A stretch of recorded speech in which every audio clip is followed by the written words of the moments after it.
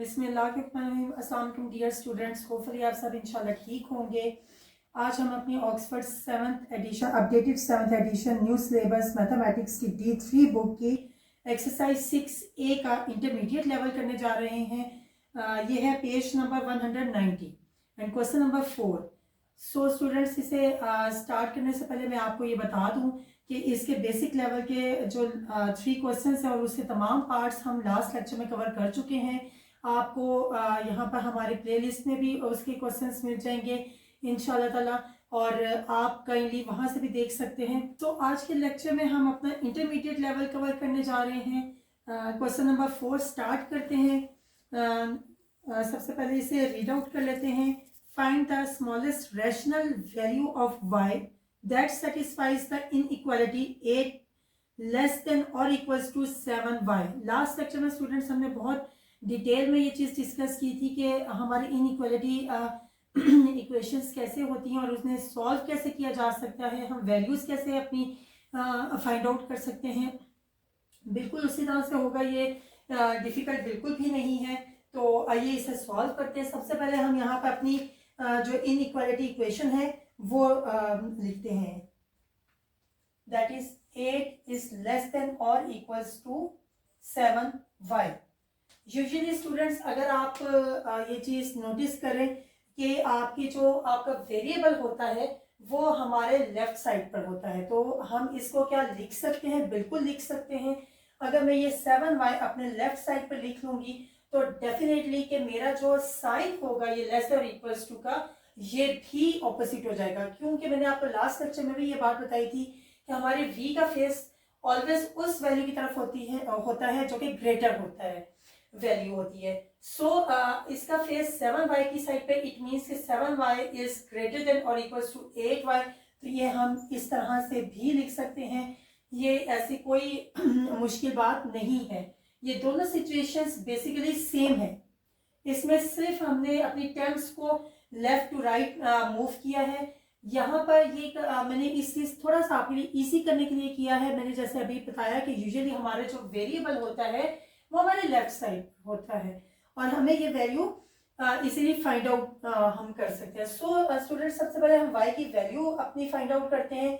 हमने ये बात की थी कि जब भी कोई भी वेरिएबल के साथ कोई भी टर्म हमारी मल्टीप्लाई हो रही होती है तो वो दूसरी साइड पर हमारे जाकर डिवाइड हो जाती है।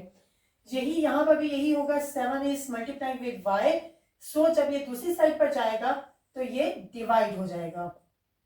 तो हमें यहाँ पे जो फाइंड आउट करना है स्टूडेंट्स वो है कि स्मॉलेस्ट रैशनल वैल्यू हमें y की फाइंड आउट करनी है। तो सबसे पहले तो हम देखते हैं कि रैशनल वैल्यू एक्चुअली होती क्या है। रैशनल वैल्यू जो होती है, हम सबको मालूम है कि p डिवाइडेड बाय q की टर्म्स में होती है। मींस कि ये हमारी फ्रैक्शन की फॉर्म में होती है और q यहाँ पर हमारा 0 के अलावा कोई भी वैल्यू यहाँ पे हमारी हो सकती है।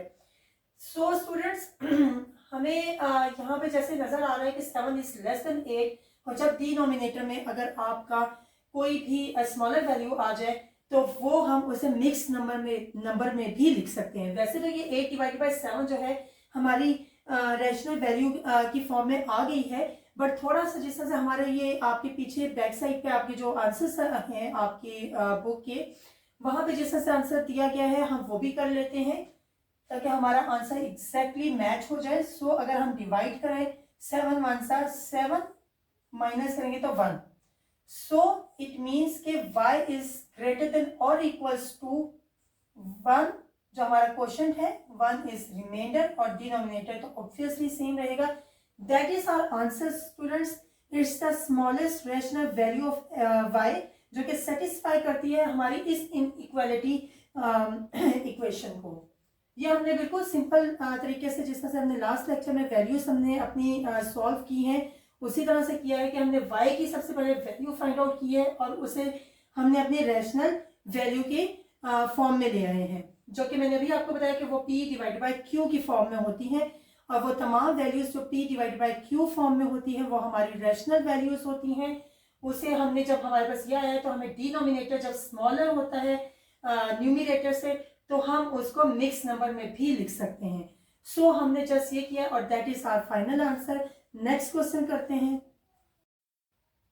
जी स्टूडेंट्स, यहाँ पर मैं एक छोटी सी बात आपको क्लियर कर दूँ कि क्वेश्चन नंबर 4 में जिस तरह से हमने जस्ट वैल्यूज़ को लेफ्ट वैल्यू को राइट साइड पे और राइट साइड से वैल्यू को लेफ्ट साइड पे किया है, इससे हमें कोई फर्क नहीं पड़ता हमारे आंसर पर।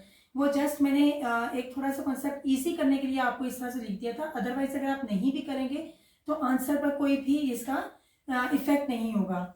सो let's do our next question, that is question number 5। इसे रीड आउट कर लेते हैं। Given that x satisfies the inequality 20x is greater than 33, find the smallest value of x if x is a prime number। So students, यहाँ पे हमें जो एक inequality की इक्वेशन दी हुई है, that is 20x is greater than 33। सबसे पहले तो हम यहाँ पर x की वैल्यू अपनी सॉल्व कर लेते हैं, देन हम इसकी it's 33 not 3। So 20x is greater than 33। तो यहाँ पर हम अपनी सबसे पहले x की वैल्यू को फाइंड आउट कर लेते हैं। x is greater than 33 divided by 20। जैसे 20 मल्टीप्लाई हो रहा था तो हमने दूसरी साइड पर जाके ये डिवाइड हो जाएगा।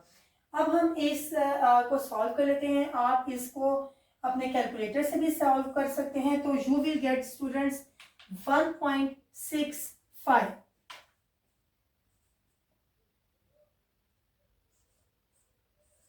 ये आंसर आपके पास आ गया है। x is greater then 1.65। सो इसका जो सेकंड पार्ट है स्टूडेंट, जो हमें फाइंड आउट करना है, that is smallest value of x।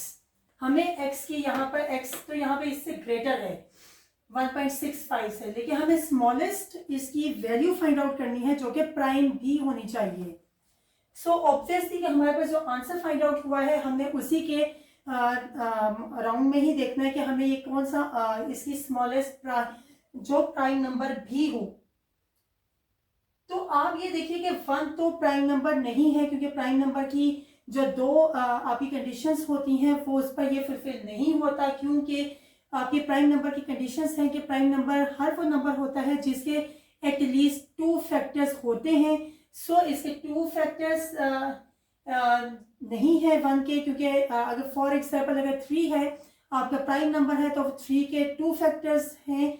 एक तो 1 है क्योंकि वो 1 के टेबल पर हर नंबर डिवाइड हो जाता है, and the second factor is itself, जो नंबर होता है वो खुद भी अपने टेबल में डिवाइड हो रहा होता है। बट 1 के साथ ये प्रॉब्लम है कि 1 तो खुद ही पर सिर्फ डिवाइड हो रहा है और किसी नंबर पर नहीं होता। सो 1 आप इसे इवन नंबर भी नहीं कह सकते, क्योंकि ये 2 पर डिवाइड नहीं होता, और हर वो नंबर जो 2 पर डिवाइड नहीं होता that is not a even number. So 1 हमारी इस कैटेगरी से खत्म हो जाता है, हमारी इस कैटेगरी में नहीं आता। ना तो ये इवन नंबर है और ना ही ये प्राइम नंबर है। सो स्टूडेंट्स, हमें यहाँ पे स्मॉलेस्ट प्राइम नंबर चाहिए। तो स्मॉलेस्ट प्राइम नंबर अगर आप देखें तो that is 2। That is our answer students, क्योंकि हमें जो रिक्वायर्ड था वो ये था कि it should be a prime, smallest prime number. तो वो हमारा 2 है।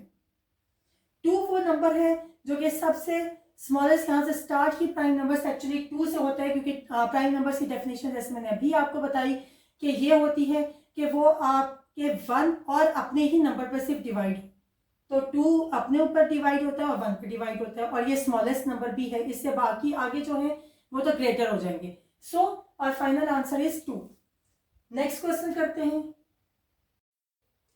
जी स्टूडेंट्स। लास्ट क्वेश्चन है इंटरमीडिएट लेवल का, question number 6। Find the greatest odd integer value of x that satisfies the inequality 3x is less then -105। सबसे पहले तो students हम यहाँ पर x का फाइंड आउट कर लेते हैं कि क्या यहाँ पे x की वैल्यू हमें यहाँ पे मिल रही है जो कि लेस देन होगी x से। यहाँ पे 3 मल्टीप्लाई हो रहा है, एज यूजुअल हम दूसरी साइड पे जब वो जाएगा तो वो डिवाइड हो जाएगा ऑब्वियसली। और स्टूडेंट्स अगर हम देखें कि 105 3 पर बिल्कुल डिवाइड हो रहा है, क्योंकि हमने डिविजिबिलिटी रूल्स की भी बात की हुई है कि अगर हम इस नंबर को आपस में ऐड कर लें और वो उसका आंसर जो आएगा वो अगर 3 पर डिवाइड हो रहा है, इट मीन्स कि we can divide that number on the table of 3। So 1 में 0 ऐड करेंगे यू विल गेट 1, 1 में 5 ऐड करेंगे 6, और 6 तो 3 पर डिवाइड होता है, इट मीन्स 105 डिवाइड होता है। अगर हम इसे यहाँ पे डिवाइड करके देख लें, आप वैसे तो कैलकुलेटर भी यूज कर सकते हैं। 3 3 9, माइनस करेंगे 1, ये 5 आ जाएगा नीचे, एंड 3 5s are 35। सो यहाँ पे जो वैल्यू आ रही है दैट इज -35। यहां तक बात हो गई स्टूडेंट्स। इसका जो हमें फाइंड आउट करना है that is find the greatest odd integer value of x, जो कि इस इनइक्वालिटी को सेटिस्फाई भी करे। तो ग्रेटेस्ट जो आपका इंटीजर ऑड इंटीजर होगा वो क्या होगा, वो हम देखते हैं कि हमारा क्या होगा। अगर स्टूडेंट्स हम यहाँ पर सिर्फ बेसिकली अगर देखें कि 35 है, तो 35 से नेक्स्ट जो नंबर होगा वो 36 है, एंड 36 जो है ये हमारा इवन नंबर है। इवन नंबर वो नंबर्स होते हैं स्टूडेंट्स जो कि जब हम डिवाइड करें तो वो इक्वली 2 पार्ट्स में डिवाइड हो जाएं, या 2 के टेबल पे ऑब्वियसली डिवाइड होते हो। तो हमें मालूम है कि 0, 2, 4, 6 या 8 अगर किसी नंबर का लास्ट डिजिट है तो वो कंप्लीटली 2 पर डिवाइड हो जाएगा। तो इट मीन से 6 तो है, तो 36 is a even number. Next number देखते हैं स्टूडेंट्स, दैट इज 37। क्योंकि ग्रेटर नंबर की बात हो रही है तो अभी मैंने नेगेटिव साइन को थोड़ा सा इग्नोर किया हुआ है। हम यहाँ पे सबसे पहले ये तो करते हैं कि हमारे पास ग्रेटेस्ट नंबर ऑड नंबर कौन सा आ रहा है, और ग्रेटेस्ट ऑड नंबर इज 37, क्योंकि यहाँ पे हमने जैसे इवन नंबर की बात की है कि वो हमारे इक्वल 2 पार्ट्स में डिवाइड हो जाए, और अगर कोई नंबर इक्वली 2 पार्ट्स में नहीं डिवाइड होता तो वो हमारा इवन नंबर नहीं होता, यहाँ पे हम उसे ऑड नंबर कहेंगे। सो ऑड नंबर तो हमें मिल गया है, और हम यहाँ पे जो लिखेंगे वो हम लिखेंगे 30 माइनस, क्योंकि ये माइनस में आ रही है, 37 इज आवर आंसर। ये वो वैल्यू है students, odd greatest odd integer value है जो कि इस इनइक्वालिटी को कंप्लीटली सेटिस्फाई कर रही है। अब आप सोचेंगे कि यहाँ पे ये किस तरह से कर रही है, क्योंकि जब माइनस में वैल्यूज होती हैं स्टूडेंट्स तो वो जैसे जैसे इंक्रीज करती जाती हैं उनकी वैल्यू डिक्रीज होती जाती है, और जिस तरह से पॉजिटिव में होता है कि इस लाइक दिस कि हमारा जो पिछला नंबर होता है वो अगले नंबर से स्मॉल होता है, बट नेगेटिव में हमारा ये ऑपोजिट हो जाता है।